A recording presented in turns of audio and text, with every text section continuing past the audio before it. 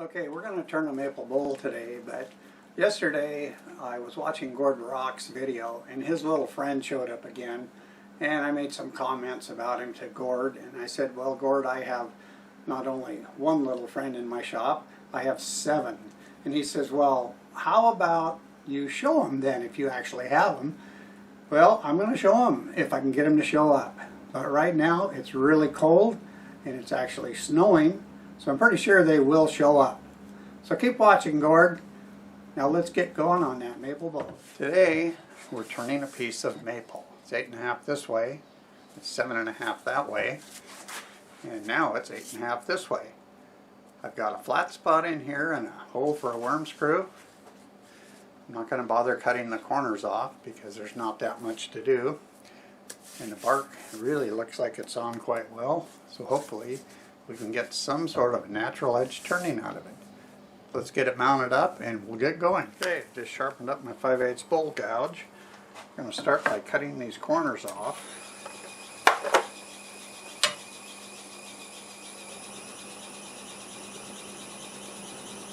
It's like 550 RPMs will work pretty good. I have a shape in mind, but let's get it roughed out, and once I get there, we'll talk about that shape.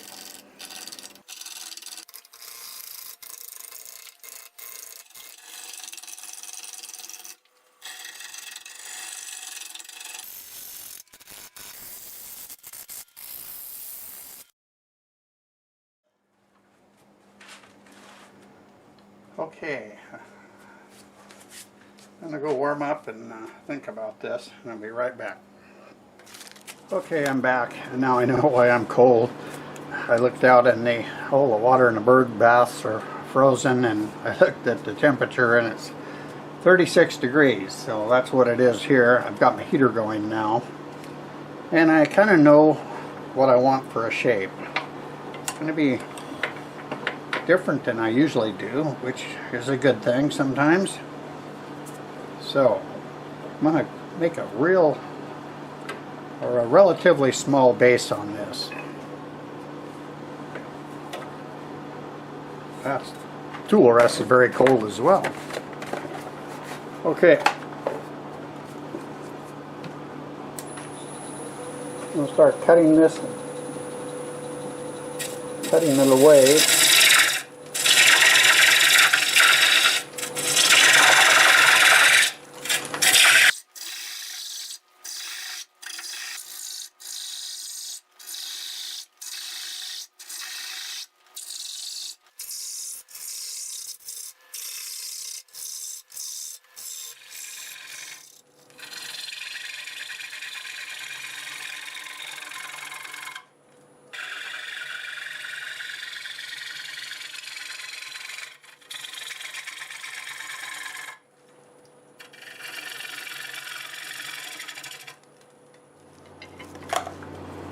Okay, I want to get a mark on here for a tenon.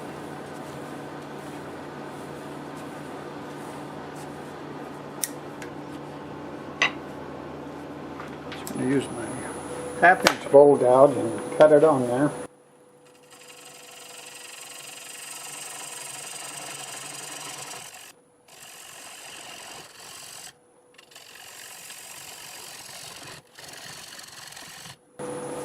Okay. I'll take this little diamond point tool here and square it up.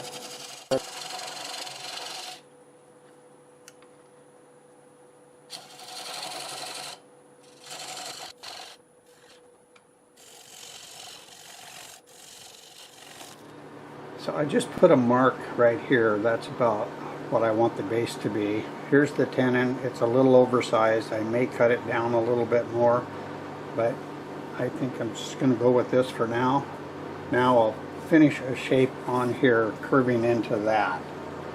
And we're pretty close to it right now. So I'm going to use my 1/2-inch bowl gouge.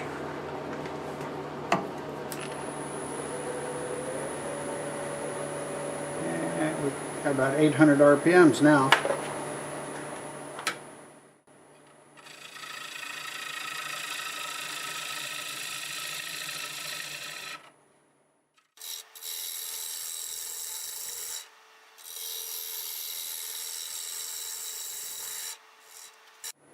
Yeah, that's probably close enough.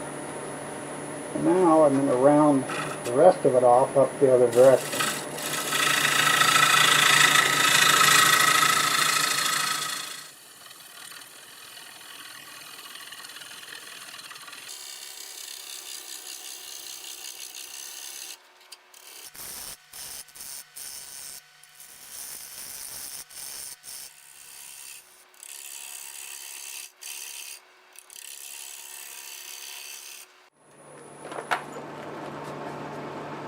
Oh yeah, that bark's cutting really nice. Feels pretty good. Not going to sand it. It is really wet. A lot wetter than I thought. So I'm going to get it off the worm screw, flipped around, mounted in the chuck, and we will start to hollow it out. It's running pretty good. I've got 840 RPMs. Got a freshly sharpened 1/2 inch hole gouge.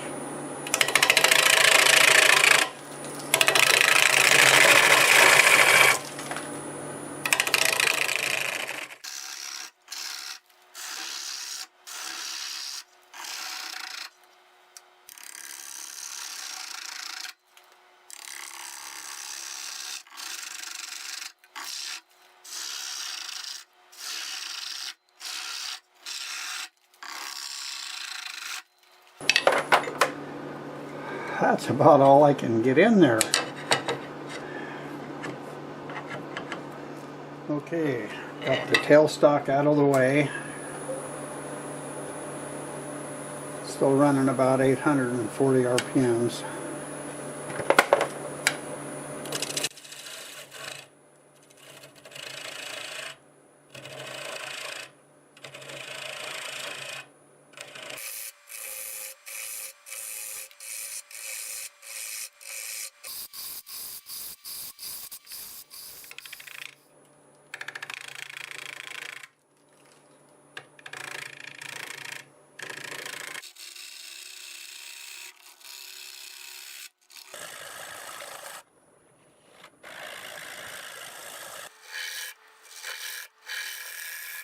Having a hard time making this corner and maintaining some of the bevel against the wood.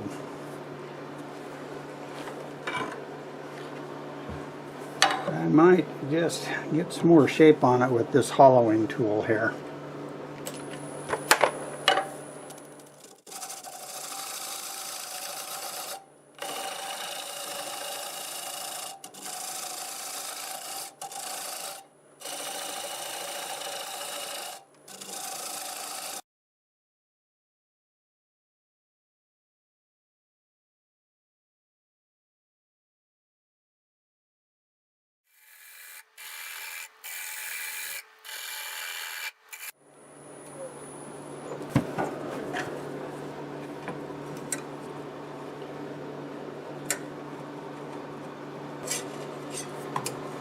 Oh, that might be it.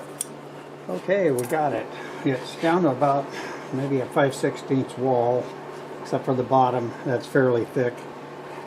I didn't stop too many times other than just to check and measure it because I didn't want it warping on me while I was going down. But I have it now. I'm going to go over it with a negative rake scraper. Then I'm going to go in the house and warm up and let this dry a little bit, and it's doing it right now, and then we'll see if we can sand it. So just have a few tool marks I want to get out.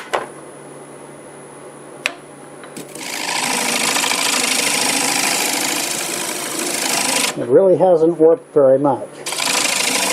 Surprised me.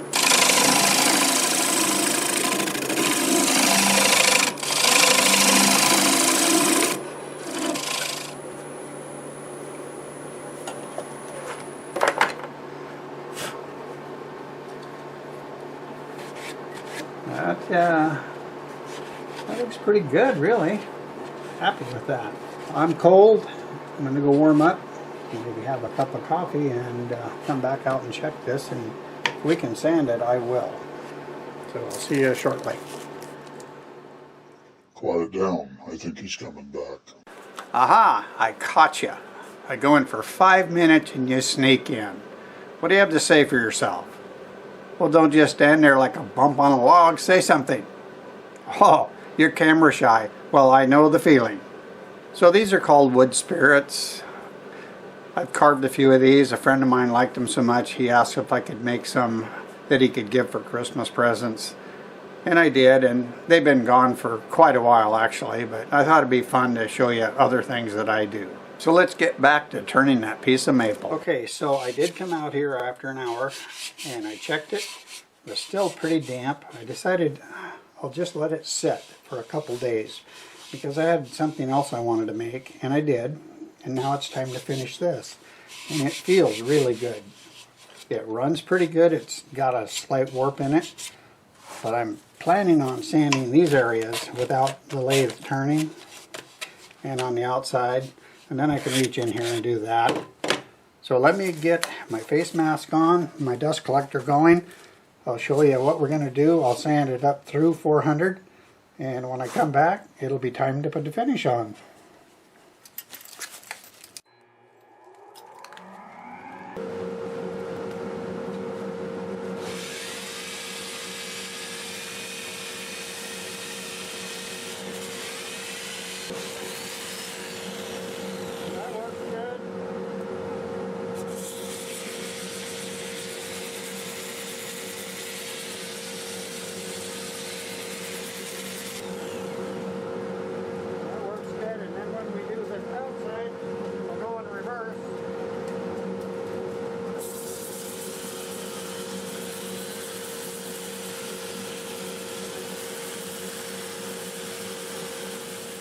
Okay, it's time to put some sanding sealer on it, and you can hear my heater going. It's very cold.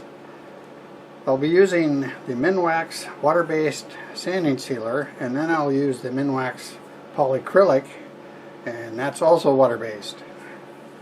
Normally I just wipe it on with a rag, but because it's so cold, I'm going to use a brush to get it on, and then I'll wipe it in with the rag, and it means I will be not touching it for nearly as long because it's very cold right now. The main reason that I like using this water-based is it dries clear. It doesn't put a tint to it. And you notice how white that wood was when I started? I'm hoping to maintain that. Even though it doesn't look like it is now, it's just because it's wet. Okay, I'll do the inside the same way. So I won't show you that, but I'll come back after I put the second coat of the polycrylic on, and I'll show you how it sands. Okay, I'm going to show you a little bit of the final sanding on the polycrylic, and I have some 500 grit here.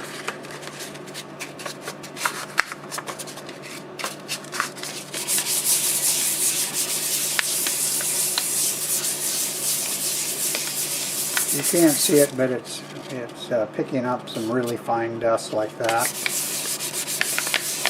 and it sands as good as anything I think I sanded. I think it even sands better than lacquer.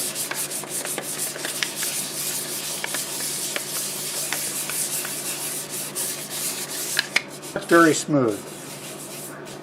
I think I'll get set up and we'll put some Acks abrasive paste on it. Even though it'll be a little hard to get this area, but I'm going to go ahead and do that. Be right back. Okay, I'm back. I've got the Acks abrasive paste. Not sure if it's going to change my colors. I don't think it will. Okay, I'm going to run it about 400 RPMs.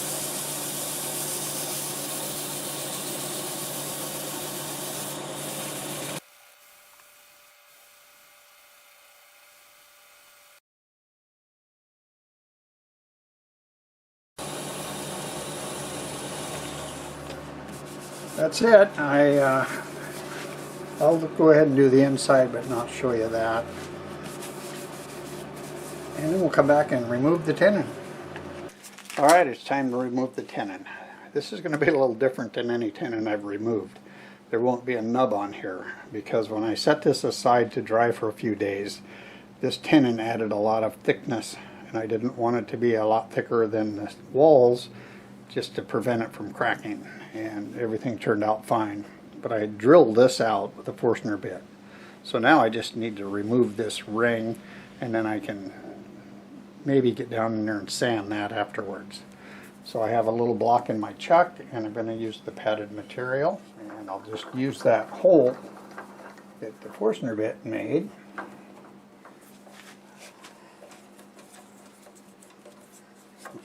See how it runs. It has a slight wobble, but I think it's going to be fine. I don't know how much that's going to get in my way and how this is going to work out, but we'll just go ahead and do it. Let me grab my face shield. And we'll start removing it.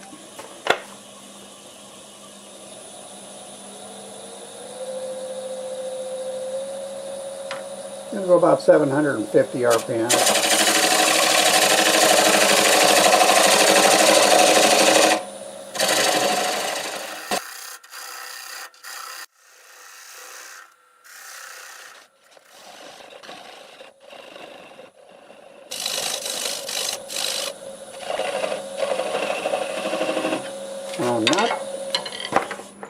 I'm going to get this off, get it sanded up, and I'll be right back. Well, here it is, my natural edge maple bowl. And I love everything about it, especially this really light colored wood. It's really cool. I finished it with multiple coats of polycrylic, which when dries, it doesn't add any tint to it, and that's why I was able to maintain that lightness. And then I went over it with Acks abrasive paste, and it's just smooth as a marble. It just feels wonderful. It's got that little dark pith areas in there, which just kind of show up and interrupt it enough to make it very interesting. The bark stayed on quite well, and it's really, really nice bark. Finished 6 inches tall. It's 7.5 inches across this way. It's 5/16 wall thickness, and the base is 2 7/8. So that's pretty much the bowl. And I hope you enjoyed those little friends of mine that decided to show up. It was a lot of fun to show them. And make sure you stick around for the pictures. They just might show up again. Even though they're not as fun as Gord's little friend, they were still a lot of fun. I hope you enjoyed the video. Thanks for watching. I really appreciate it. If you liked this video, give it a thumbs up. Leave a comment. I enjoy reading them all. Thank you to all my current subscribers. It really means a lot to me. If you're not subscribed, please consider doing so. I do videos weekly. If you click that share button, you can share it with all your friends on social media. That would be great. It really helps the channel grow. Thanks again, and until the next time, see you later. Okay, Papa. Thanks for carving this. See you later.